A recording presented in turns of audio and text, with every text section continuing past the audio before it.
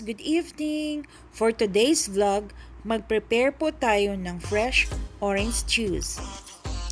While preparing our orange juice, these are some health benefits of oranges. Oranges help cells from damage. It also boosts our immune system. It also helps in the absorption of iron, thereby helping in prevention of anemia. It also helps your body make collagen, a protein that gives you a smoother skin and heal wounds.